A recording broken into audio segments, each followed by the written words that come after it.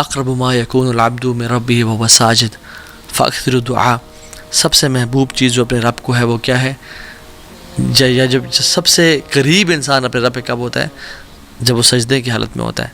تو اللہ کی نے فرمایا فاکثر الدعاء، کثرت سے دعا کرو، اور ہم 3 دفعہ 5 دفعہ 7 دفعہ 8 دفعہ 10 دفعہ ایون اور جتنے دفعہ پڑھیں، لیکن بس سبحان ربی الاعلیٰ پڑھ کے اٹھ جاتے ہیں۔ یہ صحیح مسلم کی 482 نمبر حدیث ہے۔ ہمیں چاہیے کہ ہم کثرت سے دعائیں کریں، چاہے وہ قرآنک دعائیں ہیں یا وہ احادیث میں آتی ہیں۔ قرآن پڑھنے سے منع کیا گیا، لیکن قرآنک دعائیں ہم کر سکتے ہیں، شیخ عثیمین رحمہ اللہ کا فتویٰ ہے۔ تو دعا کریں یا مقلب القلوب ثبت قلبی علی دینک، یا اللہ میرے گناہوں کو معاف کر دے، اللہم اغفر لی، جتنی بھی دعائیں ہیں عربی میں انسان مانگے تو کثرت سے دعائیں مانگیں۔ اور ایک اور حدیث، ابو موال بالی نے رضی اللہ تعالیٰ عنہ رسول اللہ پوچھا، رسول اللہ صلی اللہ علیہ وسلم کون سی دعا اللہ تعالیٰ سنتے ہیں؟ تو پہلے ہم نے ذکر کر لیا تھا جوف اللیل الآخر، جو رات کے آخری حصے میں کی جاتی ہے، اور دوسرا پارٹ وَدُبُرَ الصَّلَاةُ الْمَكْتُوبَاتِ and by the end of every prayer۔ دبر کا لفظ جب بھی آتا ہے تو جب نماز کے بارے میں آیا ہے اور دعا کے بارے میں خاص طور پہ، تو میں پورے اس ڈسکشن کو سمرائز کر رہا ہوں، اور وہ شیخ عثیمین کے فتویٰ سے بتا رہا ہوں کہ جب بھی دبر صلات کا جو ٹرم یوز کی گئی ہے، تو جب دعا کی بات ہو رہی ہے تو وہ نماز میں سلام پھیرنے سے پہلے کی بات ہو رہی ہے، اور جب اذکار کی بات ہو رہی ہے، جیسے اللہ کے نبی صلی اللہ علیہ وسلم نے اپنے ایک صحابی رسول کو معاذ بن جبل کو فرمایا کہ میں تم سے بڑی محبت کرتا ہوں، تو تم فی دبر الصلاۃ یعنی نماز کے آخر میں یہ پڑھا کرو اللہم اعنی علی ذکرک و شکرک و حسن عبادتک۔ اب چونکہ یہ ذکر ہے تو اس سے مراد نماز کے فوراً بعد، اور جب اللہ کے نبی صلی اللہ علیہ وسلم دعا کی بات کریں تو یعنی نماز سے بالکل سلام پھیرنے سے پہلے۔ یہ شیخ عثیمین نے اس پوری ڈسکشن کو سمرائز کیا رحمہ اللہ، کیونکہ قرآن میں بھی آتا ہے نا کہ فَإِذَا قَضَيْتُمُ الصَّلَاةَ فَاذْكُرُوا اللَّهَ، جب تم نماز ختم کر دو اللہ کا ذکر کرو، ذکر از آفٹر صلاح، اور بہت سارے اذکار میں دعائیں بھی ہیں ڈیفینیٹلی، ٹھیک ہے۔ سو کہنے کا مطلب یہ ہے کہ the irony is and ایک جو عجیب بات ہے وہ یہ ہے کہ ہم جو تشہد میں کا آخری حصہ ہے اس میں ہم بس ایک دعا پڑھ کے سلام پھیر دیتے ہیں۔ We are missing a lot on this opportunity۔ رسول اللہ صلی اللہ علیہ وسلم نے فرمایا کہ اس وقت میں جو تمہیں دعا پسند آتی ہے تم وہ کرو۔ عام طور پہ ہمارے ٹرینڈ بنا ہوا ہے کہ ہم وہ ایک دعا جو ہے رٹی رٹائی رب اجعلنی مقیم الصلاۃ ومن ذریتی یہ کر سکتے ہیں، لیکن اور بھی تو مانگیں۔ اللہ کے نبی نے فرمایا کہ 4 چیزوں سے پناہ مانگو، قبر کے عذاب سے، موت کے عذاب یعنی زندگی موت کے عذاب سے، جہنم کے عذاب سے، اور دجال کے فتنے سے پناہ مانگو۔ اس طرح کی جتنی دعائیں آپ کر سکتے ہیں کریں، جو دعا چاہتے ہیں آپ سلام پھیرنے سے پہلے کریں۔ اور ہمارے سب کانٹیننٹ میں ایک عجیب سی بات آئرنی یہ ہے کہ سلام پھیرنے سے پہلے ہم دعا نہیں کرتے، اور سلام پھیرنے کے بعد اجتماعی سب لوگ ہاتھ کھڑے کر دیتے ہیں، جو کہ صحابہ کرام کے دور میں نہیں ہوا کرتا تھا۔ اجتماعی دعا ہاتھ کھڑے کر کے کر رہے ہیں، نہیں، وہ دعائیں سلام پھیرنے سے پہلے کیا کرتے تھے، اور سلام پھیرنے کے بعد اذکار جن میں کچھ دعائیں بھی ہیں، اللہم اعنی علی ذکرک و شکرک و حسن عبادتک، اللہ اکبر، استغفر اللہ استغفر اللہ استغفر اللہ، اللہم انت السلام و منک السلام تبارکت یا ذا الجلال والاکرام، اور آیت الکرسی اور باقی اذکار۔ This should be done before سلام، اور دعائیں کریں کثرت سے۔ اور اس کے بعد دیکھیں، اگر میں آپ سے سوال پوچھ لوں کہ نماز کے بعد، نماز کے سلام پھیرنے کے فوراً بعد دعا کرنا افضل ہے، قرآن پڑھنا افضل ہے، یا اذکار کرنا افضل ہے، تو شاید آپ اسے کہیں ہاں قرآن پڑھنا افضل ہے شاید، تو صحیح آنسر یہ ہے کہ اذکار کرنا سب سے زیادہ افضل ہے۔ کیوں؟ کیونکہ سنت سے ثابت ہوتے ہیں نماز کے بعد اذکار کرنا، اور جب اپنے اذکار کر لیے اس کے بعد بے شک آپ دعا کریں یا قرآن کی تلاوت کریں یا جو مرضی کرنا کریں۔ سو جو چیز سنت سے ثابت ہے وہ سب سے بہترین اور افضل ہے، تو ہمیں یہ چاہیے کہ ہم یہ کام کریں۔ ایک اور مارننگ ہیبٹ جو کہ ہمیں کرنی چاہیے، اور جو اپرچونٹی ہے اللہ تعالیٰ کی ذمت میں، اللہ تعالیٰ کی پروٹیکشن میں آنے کی، وہ یہ کہ نماز فجر بعد جماعت سے پڑھنا۔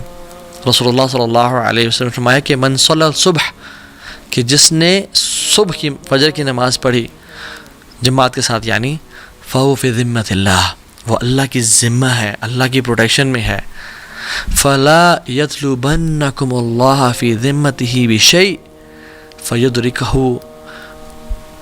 اور کہا کہ اللہ تعالیٰ جس چیز کی ضمانت لے لیتے ہیں نا، اس کو جو تنگ کرے یا اس کو جو نقصان پہنچائے تو اللہ تعالیٰ اس کو تلاش کریں گے، یعنی مینس کہ اس کو برباد کر دیں گے.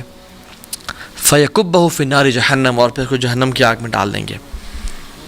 جو شخص فجر کی نماز باجماعت پڑھتا ہے وہ اللہ تعالیٰ کی پروٹیکشن میں ہے، اور جو شخص انسان یا شیطانوں میں سے اس کو ڈسٹرب کرنا چاہے یا اس کو تکلیف پہنچانا چاہے تو اللہ تعالیٰ اس کو نہیں چھوڑیں گے، نہ ہی دنیا میں نہ آخرت میں. صحیح مسلم کی حدیث ہے 657. تو فجر کی نماز کو باجماعت پڑھنا سیکھیں، اور نماز کے پڑھنے کے بعد ایک اور ڈیلی ہیبٹ کہ سینگ سبحان اللہ و بحمدی 100 ٹائمز مارننگ اینڈ ایوننگ میں. جو شخص یہ پڑھ لیتا ہے، حدیث میں آتا ہے کہ قیامت کے دن اس شخص سے بہتر کسی اور کے اعمال نہیں ہوں گے. اللہ اکبر، سوا اس شخص کے جو اس سے بھی زیادہ پڑھ کے آئے گا سبحان اللہ و بحمدہ. سم ٹائمز وی تھنک کہ بس یہ چھوٹے سے اعمال ہیں، وی بلیٹل دیز ایکشنز، بٹ سبحان اللہ یہ حشر کے دن ہوگا معلوم کہ جیتا کون اور ہارا کون، اور وہ جو یہ عمل کر کے آئے گا. اچھا، کچھ کوئکلی ایسی ہیبٹس بھی جو ہمیں اختیار کرنی چاہیے without mentioning their details and in this lecture on a brief note انشاءاللہ. وہ یہ کہ سونے سے پہلے وضو کر کے سونا اور 2 رکعات پڑھ کے سونا، اس کا بڑا اجر ہے. کوشش کرنا ہر نماز تکبیر اولیٰ سے پڑھنا. خواتین اپنے افضل وقت میں فجر کی تمام نمازیں پڑھیں سوائے کہ عشاء کی نماز کے. عشاء کی نماز لیٹ پڑھیں، وہ زیادہ افضل ہے، اور لیٹ بھی اتنا نہیں کہ نصف رات 11:30 بجے سے پہلے پڑھ لیں. مسواک کا استعمال کرنا ہر نماز سے پہلے. صبح اور شام کے اذکار کرنا. جیسی انسان کی آنکھ کھلے سورہ آل عمران کی آیات تلاوت کرنا، یہ اللہ کی سنت تھی. ان فی خلق السماوات والارض واختلاف اللیل والنہار. وہ اپنی زندگی میں نا برکتوں کو دیکھے گا، اپنی زندگی میں خوشیوں کو دیکھے گا. پھر جو شخص کر سکتا ہے وہ فجر کی نماز کے بعد مسجد میں بیٹھا رہے اور اشراق کے 15 منٹ بعد تک جب سورج طلوع ہوتا ہے 2 رکعتیں پڑھ لے یا 4 پڑھ لیں، اس کو مکمل حج اور عمرے کا ثواب ملتا ہے. آپ روزانہ نہیں کر سکتے، آپ ہفتے میں 1 دفعہ کر لیں، آپ ہفتے میں 2 دفعہ کر لیں. 12 رکعتیں جو کہ سنن رواتب ہے وہ پڑھنا، جو فجر سے پہلے کی 2 سنتے ہیں، ظہر سے پہلے 4، ظہر کے بعد 2، مغرب کے بعد 2 اور عشاء کے بعد 2. جو یہ پڑھتا ہے اللہ تعالیٰ اس کا جنت میں محل تیار کرتے ہیں. 100 ٹائمز لا الہ الا اللہ وحدہ لا شریک لہ لہ الملک وله الحمد یحیی ویمیت وهو علی کل شیء قدیر پڑھنا. اس کے بڑے ریوارڈز ہیں، حدیث پہ آپ گوگل کر لیں آپ کو مل جائیں گے. islamqa.info ایک ویب سائٹ ہے، اس پہ آپ کو اس ڈیٹیلز مل جائیں گی. جو شخص 4 سنتیں ظہر سے پہلے پڑھتا ہے اور 4 ظہر کے بعد پڑھتا ہے، اس کو اللہ تعالیٰ جہنم کی آگ سے آزاد کر دیتے ہیں. جو شخص عصر سے پہلے 4 سنتیں ادا کرتا ہے، اللہ تعالیٰ کی رحمت اس پہ واجب ہو جاتی ہے. جو شخص عشاء کے بعد 4 سنتیں، ویسے سنتیں یوزلی 2 کر کے ہوتی ہیں، ٹھیک ہے، مثنا 2 کر کے، لیکن جو عشاء کے بعد 4 سنتیں اکٹھی پڑھتا ہے، یعنی 2 کے بعد سلام پھیرے بغیر 4 کے بعد سلام پھیرتا ہے، یعنی 4 اکٹھی پڑھتا ہے. It is as if he has prayed these 4 سنہ in لیلۃ القدر. مختلف احادیث کو جمع کیا جائے تو یہ حدیث جو ہے نا اس کی اتھینٹسٹی ہمیں ملتی ہے. بہت ساری ضعیف روایت بھی ہیں مگر وہ حسن لغیری کے درجے تک، اور محدثین نے اس کی یہ بیان کیا کہ یہ جائز ہو جاتی ہے. سو اگر آپ کچھ بھی نہیں کر سکتے نا تو کم از کم جو میں نے ساری آج باتیں کی ہیں کم از کم ان میں سے شارٹ لسٹ کر لیں 3 کہ آج کے بعد میں نے قرآن ہر نماز کے بعد یا اس سے پہلے 10-15 منٹ پڑھنا ہے. کوشش کریں پہلے دعائیں کریں اذان سے نماز تک، اور نماز کے بعد قرآن کی تلاوت کریں 10 منٹ ہر نماز ہے. امیجن اگر آپ 10 منٹ دے دیں ہر نماز پہ تو 50 منٹس بن جاتے ہیں. چلیں اگر آپ فجر یا مغرب یا جو بھی نماز آپ کی 2 بزی ہیں تو 30 منٹس بنتے ہیں کم از کم. قرآن کو ٹائم دیں، قرآن کو ٹائم نمبر 1. نمبر 2، آپ تہجد کی نماز اپنے آپ پہ لازم کر لیں. نمبر 3، جو مرد ہیں وہ باجماعت نماز کو، اور خواتین اول وقت میں نماز کو پڑھنے کا ارادہ کریں. کم از کم ڈیلی 3 رول تو اپنا سیٹ کر لیں. جو 5 کر سکتا ہے وہ 5 کرے، اور جو میں نے بہت ساری بتایا جو یہ سب کر سکتا ہے وہ سب کرے، لیکن at least start with something. اور اللہ تعالیٰ سے مدد کی دعا کریں، اور یہ دعا کریں اللہم انی اسألک فعل الخیرات، یا اللہ میں تجھ سے نیکیوں کا سوال کرتا ہوں، خیر کا سوال کرتا ہوں، وترک المنکرات، اور میں گناہوں کو چھوڑنے کا سوال کرتا ہوں. وحب المساکین ان تغفر لی وترحمنی، اور مساکین سے محبت کا سوال کرتا ہوں تاکہ تو مجھ پہ رحم کرے اور مجھے معاف کر دیں. اور ایک اور بڑی کمال کی دعا، اللہم اصلح لی دینی الذی عصمت امری واصلح لی دنیای التی فیہا معاشی واصلح لی آخرتی التی فیہا معادی. یہ اگلے جو بات ہے نا یہ نوٹس کرنے والی ہے. واجعل الحیات زیادۃ لی فی کل خیر، یا اللہ میری زندگی کو بڑھا دے ہر خیر میں. واجعل الموت راحۃ لی من کل شر، اور میری موت کو راحت دے دے، مجھے میری موت کو بچا لے ہر قسم کے شر سے. تو اللہ تعالیٰ سے نا دعا کریں اور اپنے ڈیلی روٹینز میں، اپنے ڈیلی اسکیجول میں ان چیزوں کو شامل کریں. پھر آپ دیکھیں آپ کو جینے کا مزہ آئے گا انشاءاللہ، آپ کی زندگی میں برکت ہوگی انشاءاللہ.